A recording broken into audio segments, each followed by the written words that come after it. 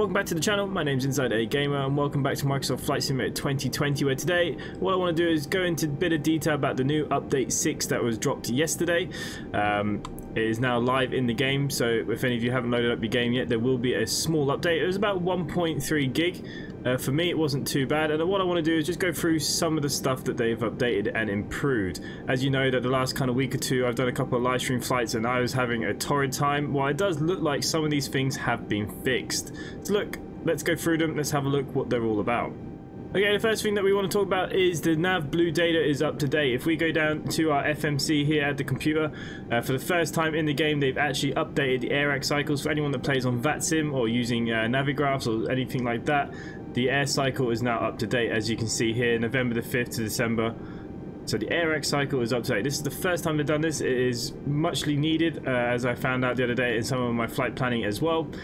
So this is a really good improvement. Hopefully very soon Navigraphs will be running full-time along it, so we can update it through Navigraphs. But until then, this is a great addition for me.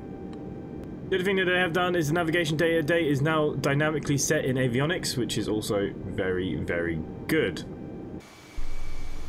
Okay, some of the other big changes for this update is the ATC. The ATC window lists entire name of approaches, which is absolutely amazing. It is about time that this happened, because so often, especially if you're using things like Pilot to ATC, you wouldn't be going into the active runways, or if you wanted to change your runways or your approaches, the ATC would not let you. So this is a great addition as well for me.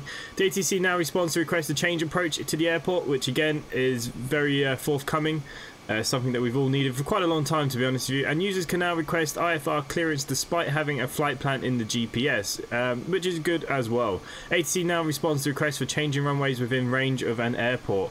So there are some great ATC updates. Now for myself, I don't tend to use the ATC on the game because it was pretty terrible. I tend to use Pilot to ATC.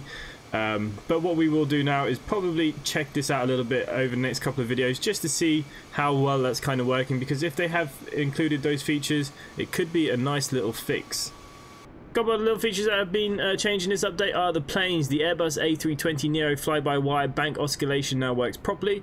The Boeing 787-10 Dreamliner has its engine power reduced, which we did do a stream on it the other day.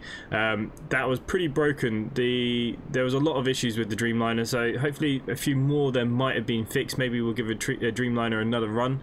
But yeah, the engines definitely had to be reduced. You know, you're taking off the runway after a couple of meters. Fixed issues with broken plane instruments when switching to metrics from the options menu. So you can now use different metrics, which is good.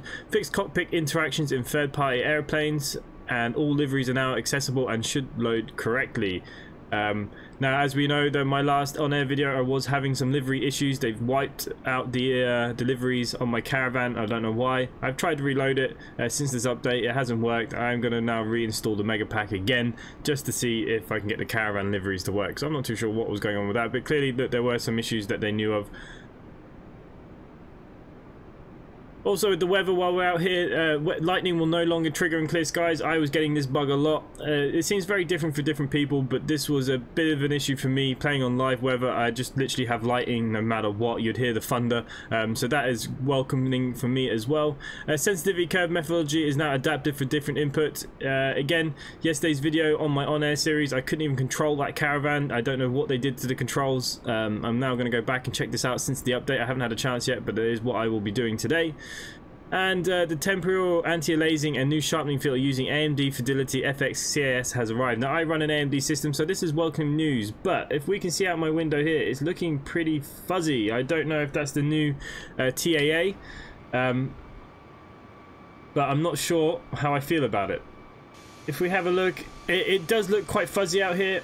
It looks a lot fuzzier than normal, so I will have to play around with my settings again.